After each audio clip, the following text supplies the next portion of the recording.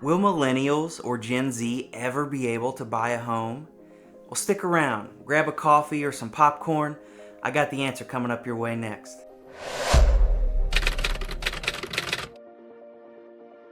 It's no surprise right now the housing market is a mess. CPI report shows the rising cost of housing is helping drive inflation. It's up 7.5% from a year ago. Mortgage rates approaching 7%. There's not been a more expensive time to buy a house since the early 2000s. Well, Americans want to buy new homes, but there's not enough to go around. A quarter of Americans, 25 to 34, reported living in a multi-generational household in 2021. There's just no supply in these markets. There's nothing available.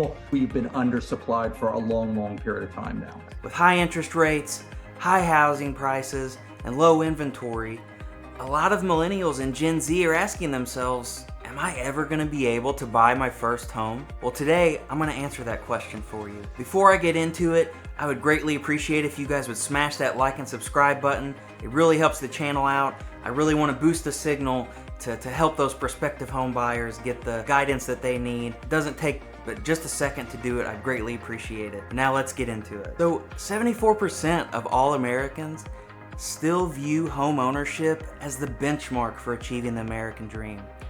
The problem is, for many millennials and Gen Z, the American dream is starting to feel unachievable. The unachievable dream.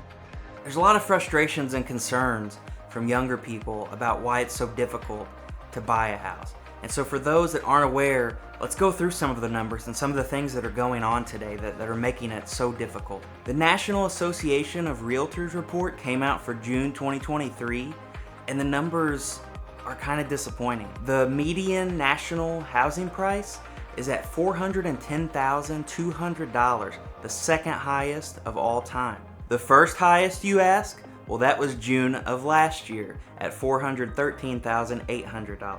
Now, if that's not bad enough, inventory compared to this time last year is also down 13.6%. So not only do we have high prices, but we have low inventory. That's not a good sign for buyers. So do millennials just get born at the wrong time? I didn't choose any of this. I didn't choose it.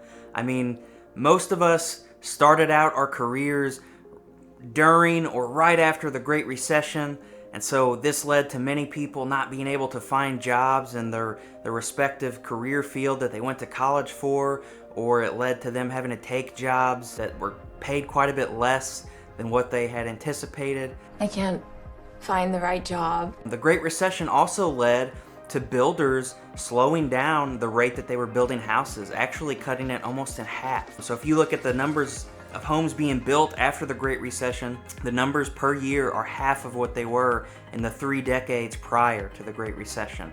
And so this has led to, over the last decade, quite a housing crisis as far as shortages go, because millennials are the largest generation. There's 72.1 million people that are considered a millennial, and in the last decade, housing has just completely slowed to a halt, now that millennials are starting to come to the point where they're ready to buy a house. Millennials also have a lot of stiff competition when it comes to home buying. The competition is stiff. Yeah. A lot of baby boomers are transitioning from their primary residence into a smaller home. They're downsizing into a smaller home for retirement, or they're moving to their retirement home out of state.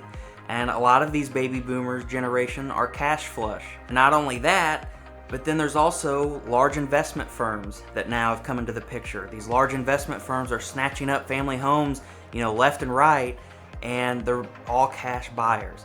And so millennials have to compete against that. And that's very tough because, as we know, cash buyers certainly have an advantage. In the money game, cash is king. A lot of times they can waive the inspection and appraisal fees and shorten the length of escrow time. And so sellers are going to always prefer cash buyers to people that are trying to get a mortgage on a home. And so this puts a lot of millennial and Gen Z buyers at a huge disadvantage. And a lot of the numbers reflect this. In 2022, the baby boomer generation actually made up 39% of all housing purchases. Millennials only made up 28%. In 2021, millennials made up 43% of all housing purchases. So there's quite a decline in millennials' involvement in home buying. So Low inventory, high inflation, the high cost of financing. I mean, all of these things together kind of create the perfect storm, and they create quite an affordability squeeze on millennials and Gen Z that are looking to buy their first home. And so this is causing a lot of them to just continue to rent. So there's no denying that, as you can see today, the housing market is very tough to get into for a lot of younger people. And I just want to say that there's nothing wrong with holding out for a few years and continuing to rent. And on the bright side, at least you don't have to deal with all of the fees and costs that come with home ownership and the maintenance that goes along with it. But if you feel you're in a pretty good position and you want to get into a home sooner rather than later, here's a few things that you can start doing to ensure that you can make this a reality. Get your credit score in check. This one doesn't cost you anything. Make sure that you're making all of your payments on time, that you're not racking up crazy high amounts of credit card debt. Clothes. Treat yourself. Fragrances. Treat yourself. Massages. Treat yourself. And if you don't have any credit, take out a small credit card and just put things like your gas every month on your vehicle. Put that on the credit card and pay it off every month. But start to build a credit history, start to show that you can make your payments on time, start getting a solid credit score. There's lots of first-time homeowner benefits out there, so take advantage of them. The first thing you can do if you live in a rural area, check and see if you qualify for a USDA loan. Those require 0% down on the mortgage. If you're a veteran, look into a VA loan. Those are also 0% down. Otherwise, even if you're just a first-time home buyer, you still qualify for an FHA loan, which only requires a small 3.5% down payment. Consider a fixer-upper home. This one can be a bit of a gamble, so you need to do your research.